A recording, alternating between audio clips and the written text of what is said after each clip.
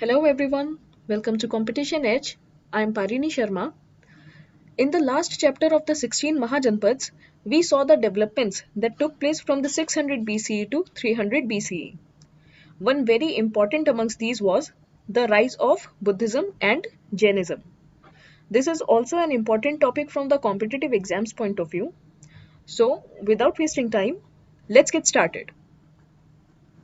What are we going to learn in this chapter? First of all, the reasons for the emergence of these new sects, their texts, that is their literature, which is also an important source of information of this period, the life of Buddha and Mahavira, their teachings, the social implications that these two sects had, and finally, we'll also see who were the Ajivikas. Starting with the reasons of the emergence of these new sects, we have already seen in the last chapter that this period marked the beginning of the Jati system. जाति व्यवस्था की शुरुआत का समय था ये. Also, the Varna system became rigid. Hence, people were attracted to the thinkers who were comparatively flexible. अब धार्मिक अनुष्ठान भी कॉम्प्लेक्स होते जा रहे थे, जो एक कॉमन मैन के लिए एक्सपेंसिव भी थे, and it was becoming difficult to understand them. So people were attracted towards those philosophies which were easy to understand for them.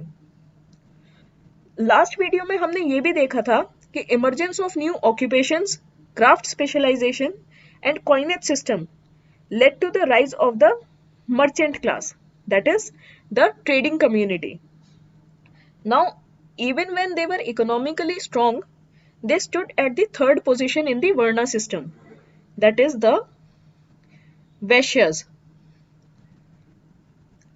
So, they moved towards the sects which were free from Brahmanical supremacy. Also, both Buddha and Mahavir preached in the layman language, यानी आम जन की भाषा, जो थे प्राकृत and Pali. So they were easy to understand as compared to the Sanskrit texts. We now come to the Buddhist and the Jain literature. From the competitive exams purpose, it is important to know what these texts were about. The first amongst them are the Tripitaks, or the three baskets. It is a collection of Buddhist literature and is divided into three books. The first amongst them is the Sutta Pitak, which contains the teachings of Buddha.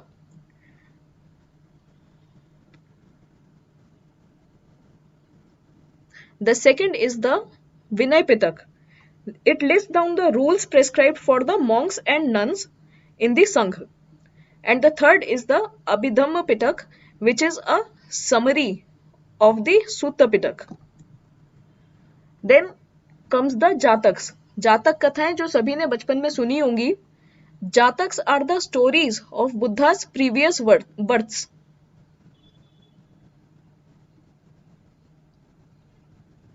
To the Jain literature, different Jain books, Ang, Upang, Prakirna, etc., are collectively known as Agams.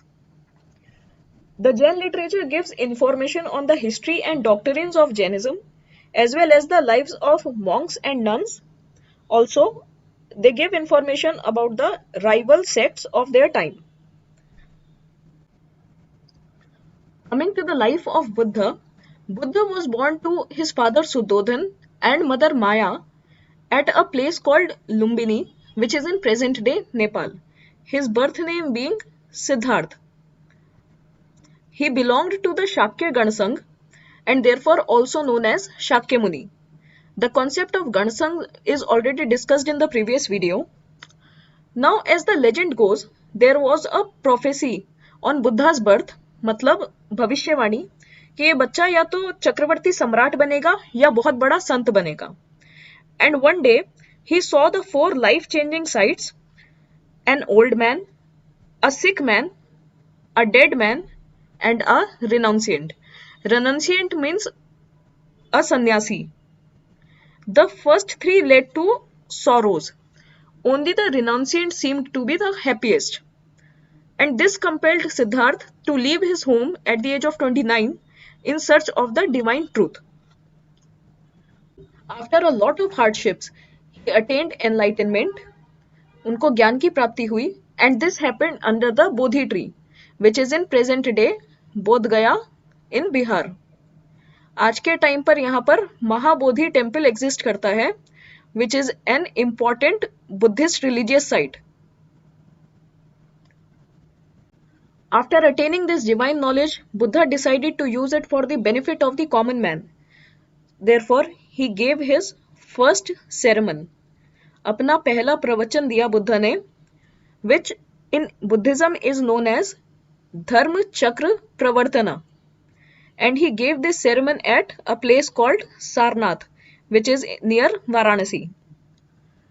Buddha went on to build the Sangh and he preached for a long time. Finally, he attained Mahaparinirvan, that is, he died at a place called Kushinara, which is present day Kushinagar in Uttar Pradesh. Let's come to Buddha's teachings now.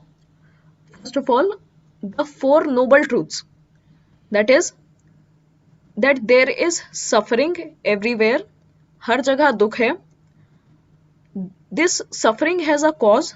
इन दुखों का कारण है. These causes have cure. ये कारण का निवारण है. And the cure is the Ashtang Marg or the Eightfold Path. निवारण है अष्टांग मार्ग. Now, what is this Ashtang Marg or the Eightfold Path? First of all, one should have the right view. One's intention should be right. One should always speak what is correct. One's actions should be right. One should earn livelihood through rightful means. One should put efforts in the right direction. And one should achieve mindfulness and concentration, that is, an aware state of mind. And what is the method by which you can attain this Ashtang Marg? It is meditation or dhyan. Another very important concept in Buddhism is the Madhya Marg or the middle path, which says that one should refrain from taking extreme positions in any situation. हमेशा बीच का रास्ता निकालने का प्रयास करना चाहिए.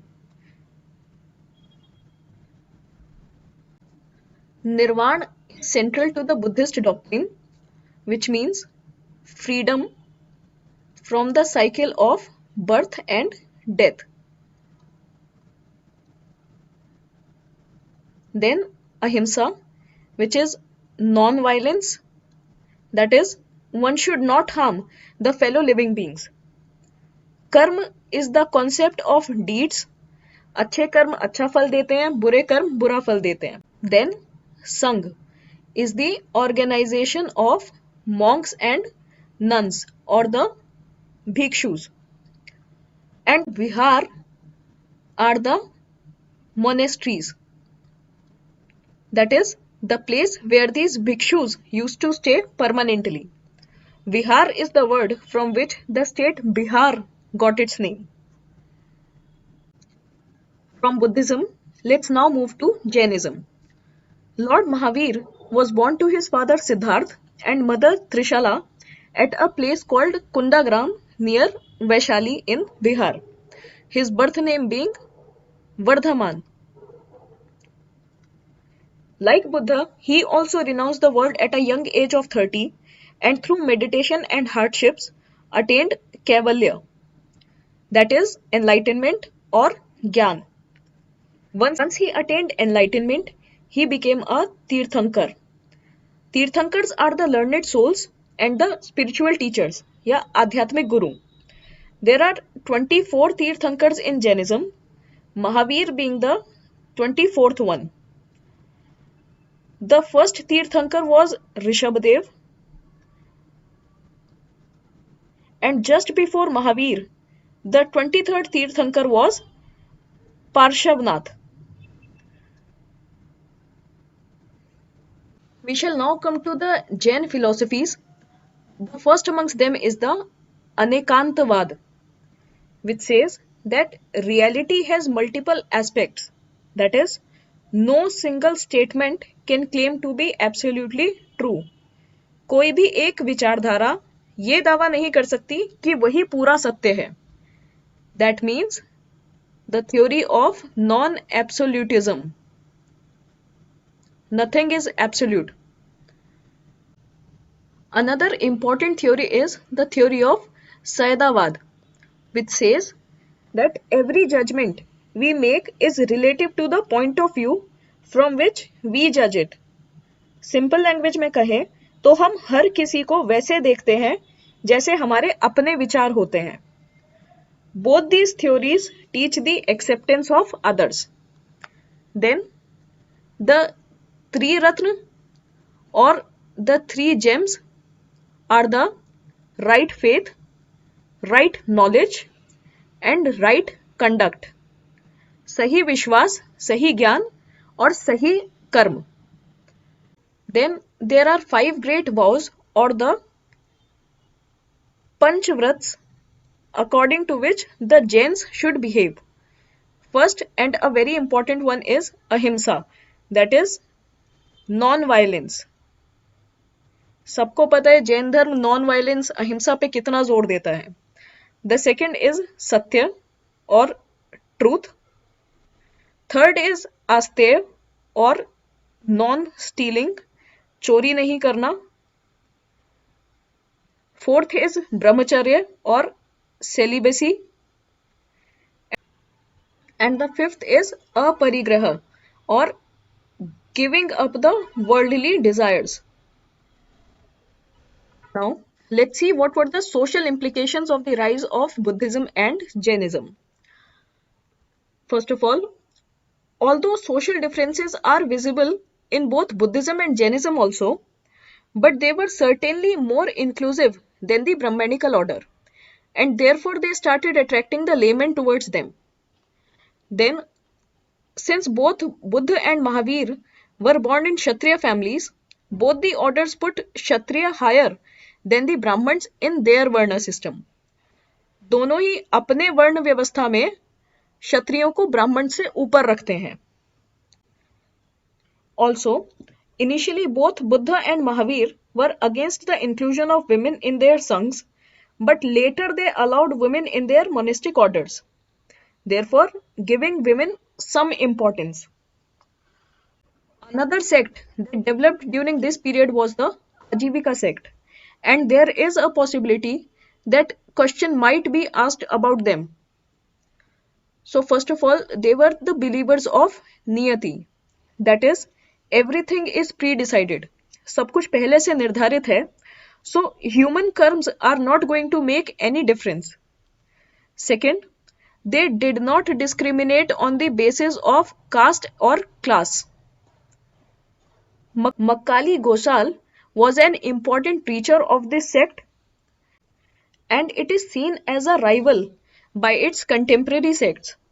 Both Buddha and Jain texts इन्हें एक competition की तरह present करते हैं, which shows that they also had a good number of following and therefore were important.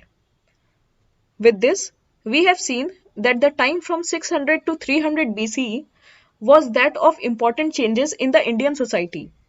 Like any other belief system, Buddhism and Jainism also underwent changes and new developments, which we will cover as we'll move forward with the syllabus. With this, we have come to an end of this chapter. If you have any doubts regarding the topic, please ask them in the comment section. And if you like the video, please subscribe to the channel. Thank you so much for watching. See you in the next video.